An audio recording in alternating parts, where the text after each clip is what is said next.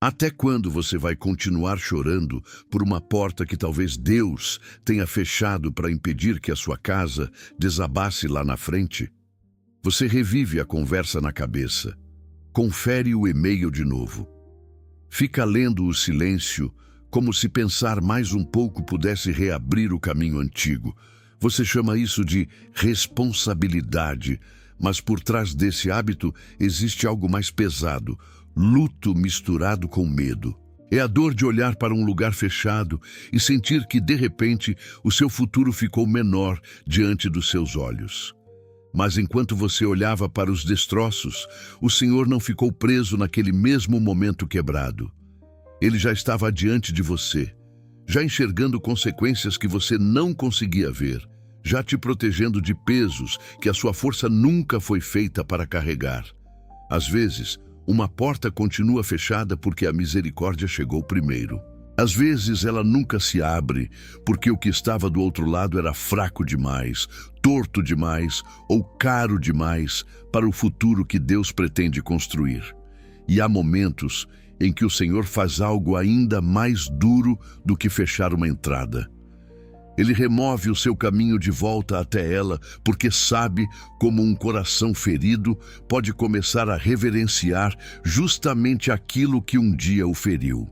Isaías 45:2 diz: Eu irei adiante de você, endireitarei os caminhos tortos, quebrarei as portas de bronze e despedaçarei as trancas de ferro. Isso significa que Deus não está reagindo depois da sua frustração. Ele já está presente no amanhã que você ainda não consegue ver. Ele conhece as letras miúdas, escondidas naquela oferta, o desgaste escondido dentro daquele relacionamento, o peso escondido por trás da aparência de sucesso. E quando ele quebra um portão, não deixa os filhos dele em pé no meio dos escombros. Ele abre um caminho de provisão do outro lado, uma oportunidade mais limpa, uma ligação inesperada, uma ideia mais sábia, uma mesa que continua tendo sustento, uma porta forte o bastante para carregar paz junto com a bênção. Talvez você saiba exatamente o que isso significa. Você passou o dia parecendo normal, mas ficou alguns minutos a mais sozinho dentro do carro, porque não queria entrar em casa levando mais peso para dentro. A caixa de entrada continuou vazia. A entrevista parecia promissora e depois virou silêncio. O cliente parou de responder. O dinheiro apertou de novo. O aluguel está chegando, a prestação pesa.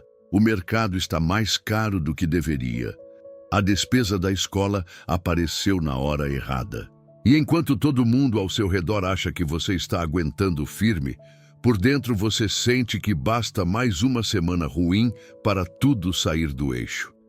Então, uma porta se fecha e porque essa dor cai em cima de todo o resto, ela não parece uma decepção só. Parece prova. Prova de que você ficou para trás, prova de que todo mundo está andando enquanto você ficou travado, prova de que outras pessoas estão sendo escolhidas enquanto você está sendo deixado de lado.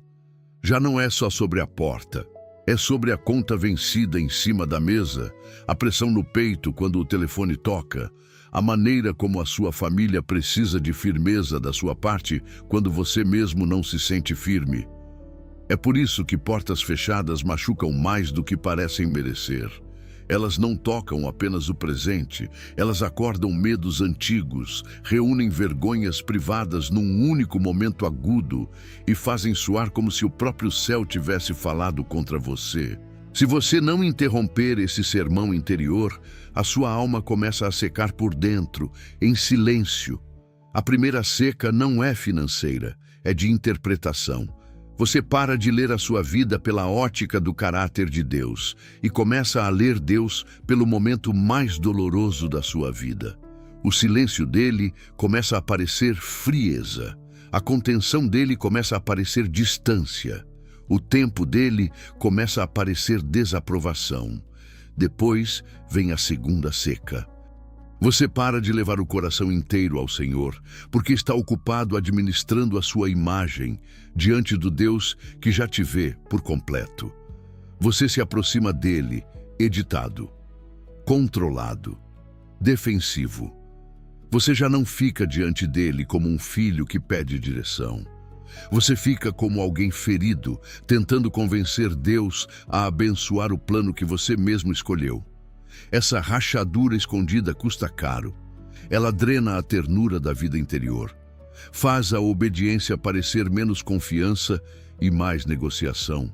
Transforma a espera em ressentimento silencioso. E muda até a forma como você enxerga as outras pessoas. O avanço delas te irrita. O testemunho delas soa como acusação. A porta aberta delas parece esfregar na sua cara a porta que se fechou para você. É por isso que uma estação dolorosa pode se tornar espiritualmente perigosa quando não é interpretada do jeito certo. A dor visível é real, mas o maior perigo está na conclusão para a qual essa dor quer te empurrar. O inimigo não precisa te derrubar num grande colapso se conseguir, aos poucos, te ensinar a desconfiar da bondade de Deus por meio de decepções comuns.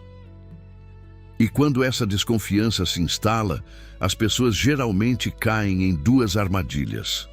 A primeira armadilha é a correria da força do próprio braço. Você decide que a resposta é ficar mais afiado, mais barulhento, mais impressionante, mais incansável. Você decide consertar a porta na marra, reabrir no braço, forçar passagem com o argumento certo, a hora certa, a performance certa. Se a porta continua fechada, você conclui que ainda não trabalhou o bastante e joga ainda mais de si mesmo em cima de um lugar de onde a graça já se retirou.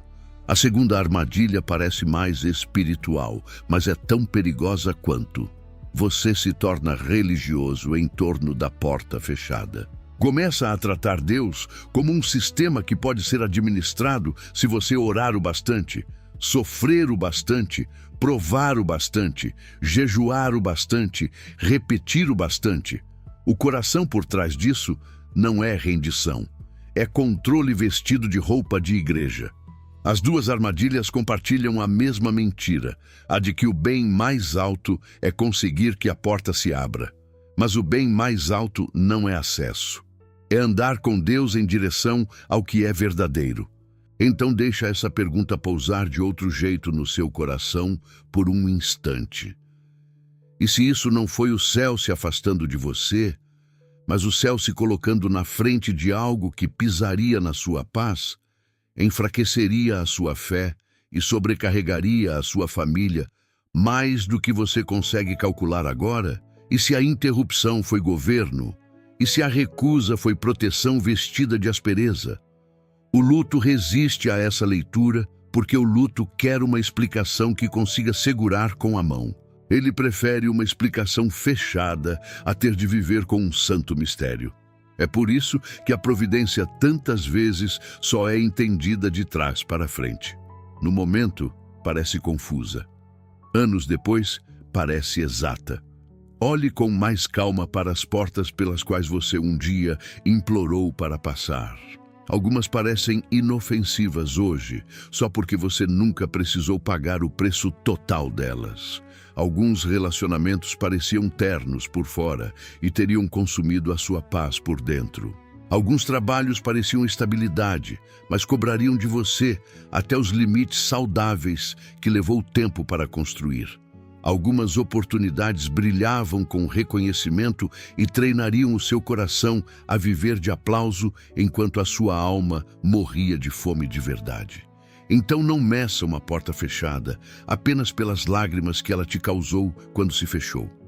Meça também pelo dano do qual ela talvez tenha te poupado mais à frente. Toda porta que você não recebeu carregava um preço. Quase nunca dá para ver isso na hora. Você enxerga a beleza da oferta, mas não a cobrança escondida que vem junto. Mas Deus vê as duas coisas. Ele vê o resultado e a consequência. A bênção que você imaginou e o peso que você nunca calculou, os compromissos ocultos, o desgaste, as perdas que viriam junto.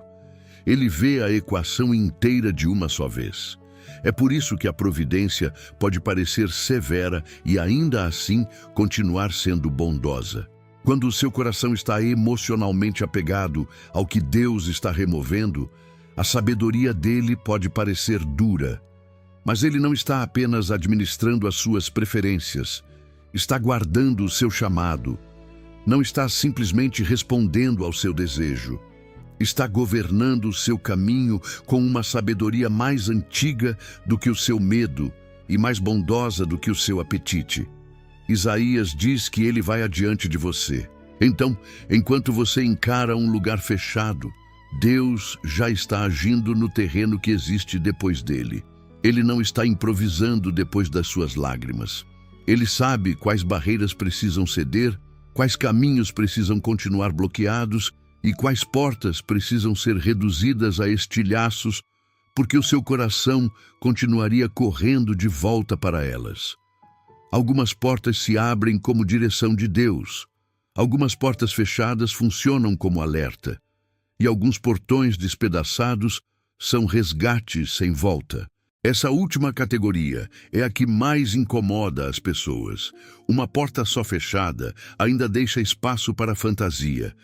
Você pode revisitá-la na cabeça, romantizá-la e manter uma vela acesa para ela em segredo dentro da imaginação.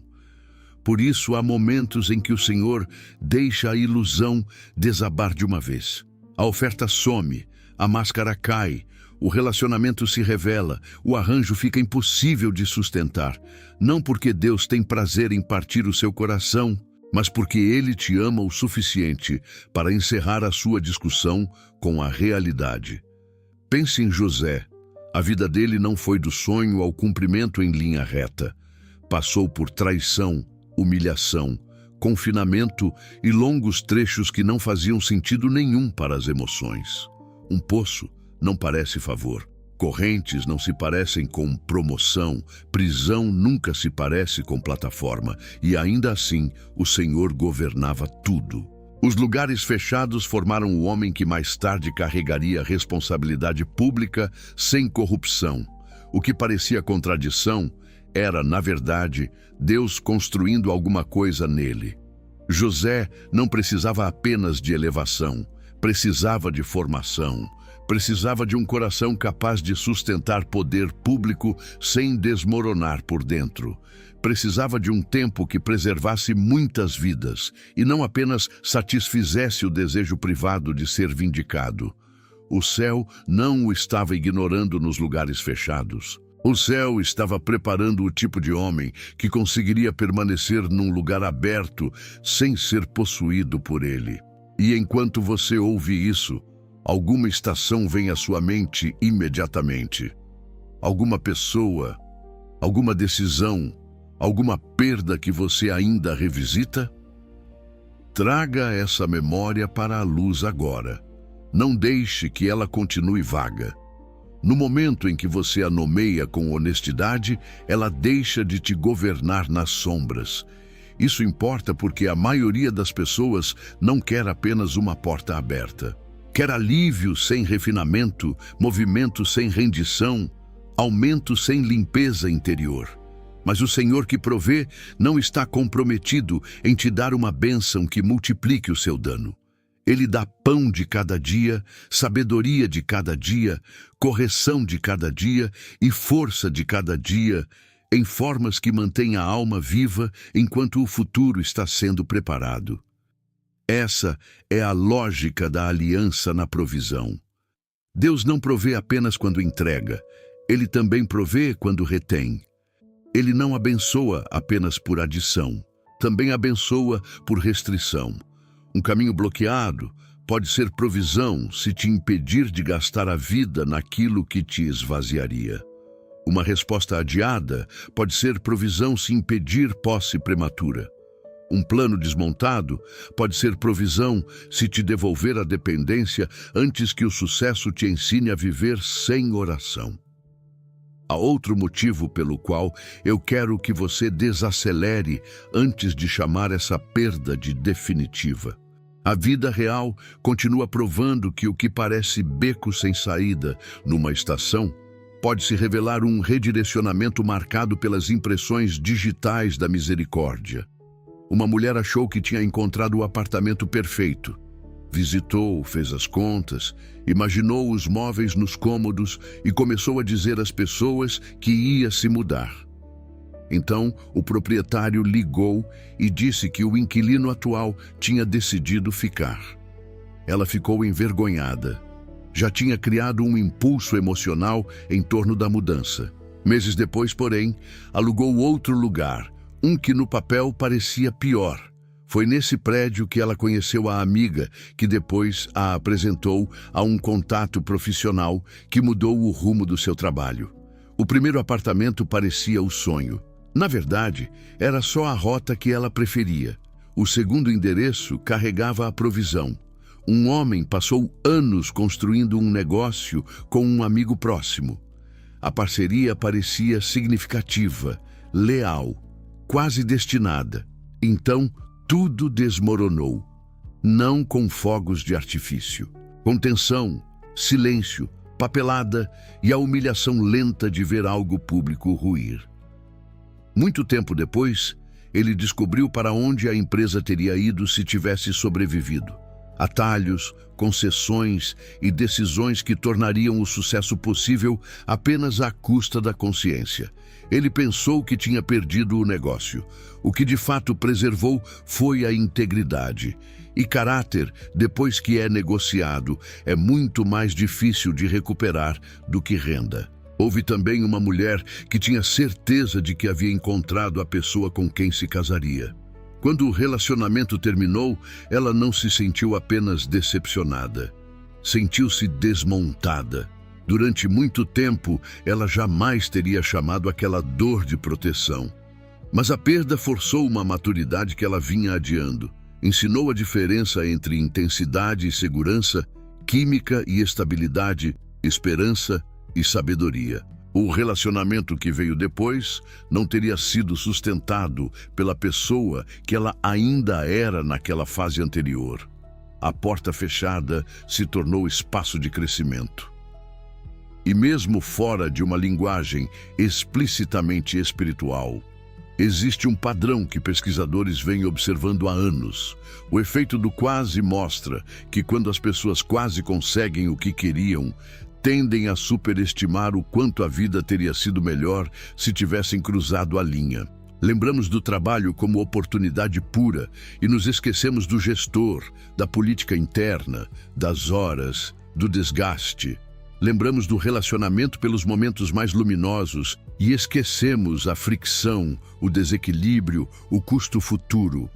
Em outras palavras, a mente em dor edita a realidade em favor da porta que perdeu. Os psicólogos Danielle Gilbert e Timothy Wilson escreveram sobre Affective Forecasting, o nosso hábito de calcular mal como os acontecimentos futuros vão afetar a nossa felicidade de longo prazo. Repetidas vezes, as pessoas se mostraram piores do que imaginavam para prever tanto o quanto uma perda as feriria, quanto o quanto um resultado as satisfaria.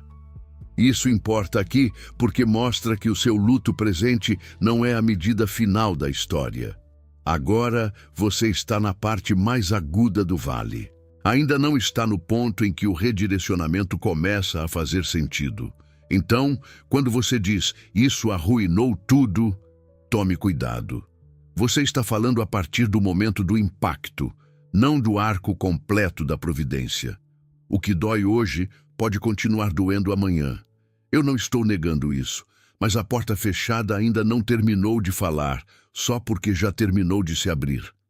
Às vezes, o significado dela só fica claro depois que a poeira abaixa e outra misericórdia começa a se mover. E enquanto você ouve isso, faça mais uma pergunta honesta a si mesmo. Que memória a sua mente correu para defender quando esses exemplos tocaram em você? Muitas vezes é aí que a interpretação ainda precisa de cura. É por isso que a sua porta fechada precisa ser reinterpretada, não romantizada, não negada, reinterpretada. Você não precisa chamar o que foi doloroso de agradável para chamar Deus de fiel. Você não precisa fingir que não se decepcionou. Não precisa sorrir sobre feridas que ainda doem, mas precisa se recusar a deixar que a dor dê o significado final àquilo que só Deus pode explicar por inteiro. Então, como se vive quando uma porta se fechou e as suas emoções ainda não alcançaram o céu? E quando as perguntas práticas continuam esperando em cima da mesa da cozinha, você começa dizendo a verdade: isso me feriu, eu queria isso, eu orei por isso, eu prendi esperança nisso. Eu não entendo por que terminou. A verdadeira rendição começa onde a encenação termina. Deus não exige linguagem polida de gente quebrada. Ele exige verdade. Depois, faça uma pergunta melhor. Não apenas: por que isso não aconteceu? Pergunte: quanto isso teria me custado se tivesse acontecido? Que padrão eu me recusei a ver porque estava emocionalmente investido demais no resultado? Que peso estava escondido por trás da imagem?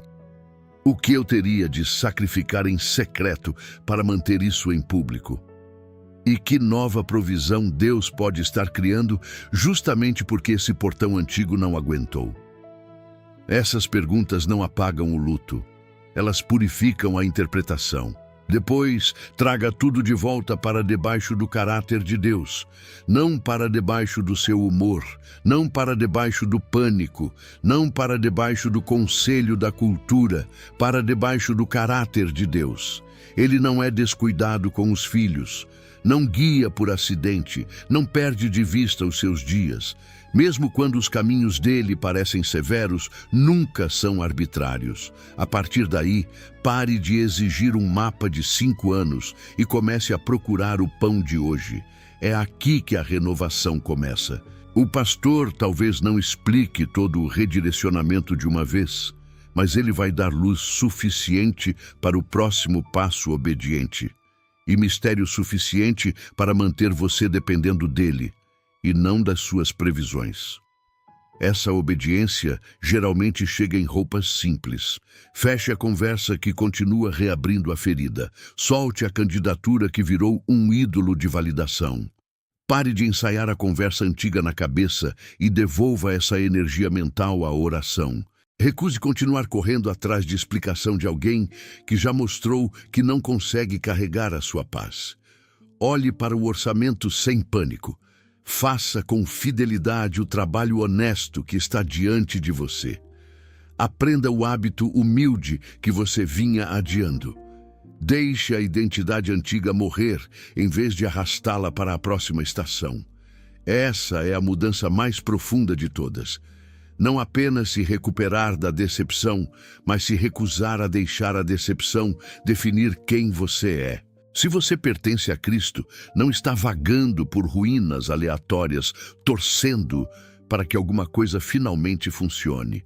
Você está sendo pastoreado, está sendo governado, está sendo suprido de uma forma mais profunda do que os seus olhos naturais conseguem medir.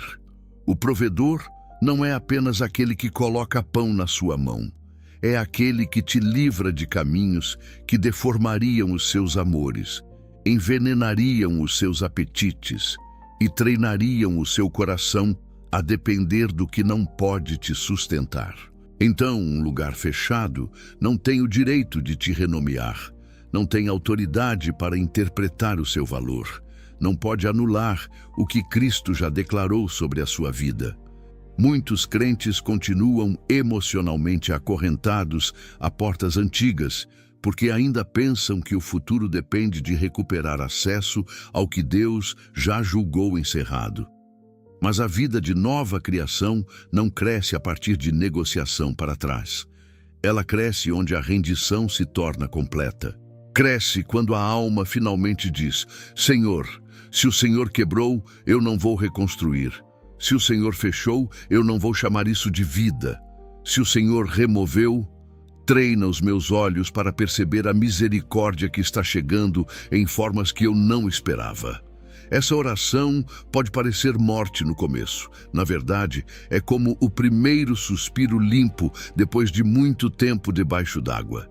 E quando essa rendição se torna real, a força volta em outra forma, não como autoproteção frágil, não como esforço frenético, mas como uma força mais estável, quieta, governada, capaz de respirar em meio à incerteza, porque confia mais no caráter de Deus do que no pânico do momento. Leve isso para os ambientes em que a sua vida realmente acontece. Talvez a porta em questão tenha o nome de uma empresa. Você abriu a caixa de entrada por dias, olhou para o celular, imaginou o alívio de contar para a sua família que a pressão finalmente iria diminuir. Quando a resposta nunca chegou, você não perdeu só uma oportunidade de trabalho. Você perdeu uma imagem de segurança. Talvez até tenha sentido que a sua credibilidade foi atingida, a sua confiança, a sua posição, a sensação de que ainda seria visto como alguém confiável. Mas o seu chamado não está pendurado na decisão de um recrutador, e o seu pão de cada dia não está acorrentado à resposta de uma empresa. Ou talvez a dor esteja ainda mais exposta do que isso. Não é uma oportunidade dos sonhos, é sobrevivência mesmo.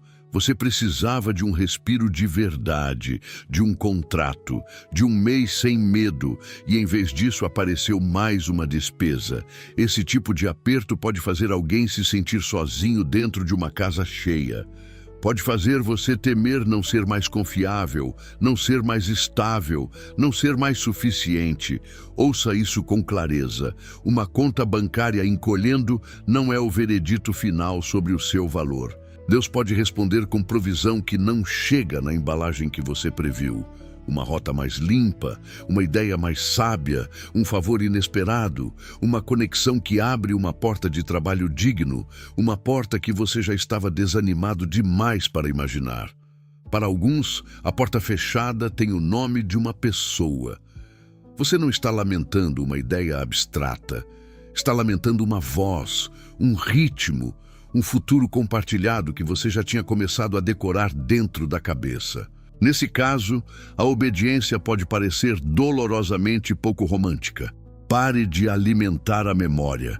Pare de refazer o julgamento dentro da sua cabeça. Pare de esperar a explicação perfeita que vai deixar a perda organizada. A providência já fechou o que as suas emoções continuam tentando reabrir. Outros estão lidando com um lugar, uma casa, uma mudança, um plano de recomeço que desmoronou depois de meses de preparação. Essas decepções doem, porque interrompem o impulso e mexem com a confiança diante dos outros. E ainda assim, geografia nunca é só geografia. Lugares moldam hábitos, ritmo, exposição e fome. Uma chegada negada pode ser o Senhor te guardando de um ambiente que alimentaria o seu ego enquanto esvaziaria a sua vida interior. E às vezes, a porta fechada é interna. A estação acabou. A versão antiga de você não pode ser levada para o que vem agora. Você continua tentando voltar à energia antiga, à antiga certeza, aos padrões antigos. E Deus continua recusando a passagem de volta. Familiar não é a mesma coisa que fiel.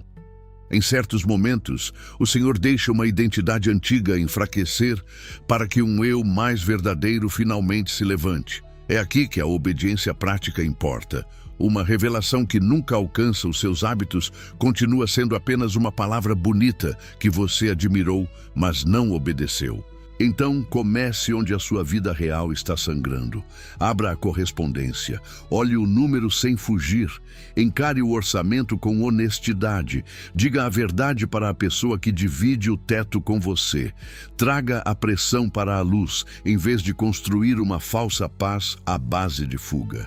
Quando a sua mente ficar girando em torno do mesmo lugar fechado, coloque um limite na sua atenção. Não deixe esse pensamento criar ninho. Entregue isso de volta a Deus. E então se mova em direção ao que precisa ser feito agora. Lave a louça. Responda ao e-mail que dá para responder. Mande currículo para onde fizer sentido, com honestidade. Vá caminhar. Leia a Escritura. Converse com um crente maduro. Organize a mesa. Durma quando o seu corpo pedir. Pequenos atos de obediência ordenada muitas vezes reconstroem uma mente cansada e dispersa. E deixa eu te perguntar diretamente, antes de você sair deste momento, qual porta fechada ainda tem autoridade demais dentro do seu mundo interior? Dê nome diante de Deus. Um trabalho? Uma pessoa? Uma mudança? Uma versão antiga de você? Quando isso recebe um nome, pode ser entregue com precisão. Se o pânico se tornou seu companheiro, pare de tratá-lo como profeta. A dor ama a linguagem absoluta. Tudo está arruinado. Nada vai mudar. Você está sozinho. Você se atrasou. Traga essas afirmações para a luz e teste cada uma delas contra o caráter de Deus. Você não é obrigado a se sentir triunfante esta noite, mas é chamado a não concordar com a mentira. Se você transformou a porta fechada na palavra final da sua história, abra uma palavra maior. Relembre o que Deus já fez. Recorde os livramentos anteriores. Lembre-se dos redirecionamentos que só fizeram sentido depois. Construa memória dentro da espera. A alma fica mais firme quando para de tratar a ferida presente como se ela fosse o único capítulo que importa. Se a amargura começou a moldar o seu tom, confronte isso cedo. A ferida pode fazer a amargura parecer força, mas ela corrompe o discernimento. Dá autoridade demais ao ontem sobre o amanhã. Leve isso a Cristo antes que endureça e vire atmosfera. E, se você realmente não sabe qual é o próximo passo, não invente drama só para sentir que está em movimento. Fé silenciosa também conta. Obediência escondida também conta. Uma decisão limpa diante de Deus pode mudar mais do que 10 tentativas desesperadas de reviver uma porta morta. Essa é a renovação pela qual tanta gente está realmente faminta. Não apenas circunstâncias diferentes, mas uma postura interior diferente. Uma mente que não desaba toda vez que o plano muda. Um espírito que não trata toda a porta fechada como sinal de rejeição divina. Um coração que consegue dizer: eu ainda não entendo isso, mas não vou insultar a sabedoria de Deus, chamando de rejeição aquilo que pode ser proteção. Então deixe as dobradiças quebradas exatamente onde a misericórdia as deixou. Afaste-se da estação que estava drenando a sua paz. Solte a discussão que você vem tendo com a realidade. Há mais dignidade em uma rendição santa do que em meses de barganha emocional. Há mais futuro em um passo obediente do que em 1000 fantasias ensaiadas. E há mais amor na recusa de Deus do que talvez você consiga ver esta noite. Agora, vamos orar. Pai, em nome de Jesus, eu coloco diante do Senhor quem está cansado. Cansado de reviver a perda, cansado de tentar parecer firme, enquanto, por dentro, tudo já está no limite. O Senhor vê o silêncio depois da entrevista. O Senhor vê as contas feitas tarde da noite na mesa da cozinha. O Senhor vê o medo quando a tela do celular acende, o temor de decepcionar quem ama, a solidão de carregar pressões que ninguém escuta por inteiro. Encontra essa pessoa exatamente aí com clareza santa. Corrige o que a dor rotulou errado. Onde a proteção foi interpretada como rejeição, dá visão limpa. Solta o aperto daquilo ao qual ela ainda está agarrada, mesmo depois de o Senhor já ter encerrado. Impede as mãos de tentarem reconstruir o que a misericórdia desmontou. Cala a voz da vergonha. Restaura a reverência onde a decepção distorceu a visão do teu caráter. E torna a oração terna de novo, em vez de vigiada. Entra em cada cômodo da memória que ainda brilha com importância falsa. Toca o relacionamento que ainda parece ideal quando é lembrado. Toca a oportunidade que, na memória, ainda parece perfeita demais para ter sido deixada para trás. Toca a identidade construída sobre ser escolhido por algo que não seja o Senhor. Expõe toda mentira escondida dentro da nostalgia. Expõe todo custo oculto que nós não vimos, expõe toda a porta falsa que ainda chamamos de santa só porque um dia choramos por ela. E agora, Pai, faz o que a Tua palavra declara. Vai adiante. endireita os caminhos tortos, quebra as portas de bronze, corta as trancas de ferro, derruba o que precisa ser derrubado para que essa pessoa não desperdice outra estação, tentando preservar o que não consegue sustentar o teu propósito. Abre o que foi preparado por ti. Bloqueia o que é perigoso. Finaliza o que precisa de ponto final. Chama essa alma para fora das ruínas e firma os pés dela em chão limpo. Dá renovação diária, não frases emprestadas, não um impulso passageiro. Renovação real, daquelas que acalmam a respiração, clareiam os pensamentos, aliviam o peso do peito e tornam possível a próxima pequena obediência. Dá clareza para o próximo passo, domínio onde o pânico quer subir, coragem para deixar o que precisa ser deixado e força para se levantar sem amargura. Provê nos lugares práticos da vida, nas contas, na pressão, na incerteza, no aluguel, nas compras, na mensalidade, na despesa médica, na conta que nunca parece se recuperar, na semana em que mais um tropeço parece impossível de absorver. E quando o Senhor quebrar um portão de bronze, faz com que os pedaços virem degraus para uma provisão honesta. A ligação que ela não previu, a abertura que ela não planejou, a ideia que não sabia tentar, a ajuda que não sabia que estava vindo, a misericórdia que chega à mesa a tempo. Seu pastor no comum, seu provedor no invisível. Ser a força que não precisa gritar para não falhar. E faz subir nela, nesta noite, uma confissão limpa.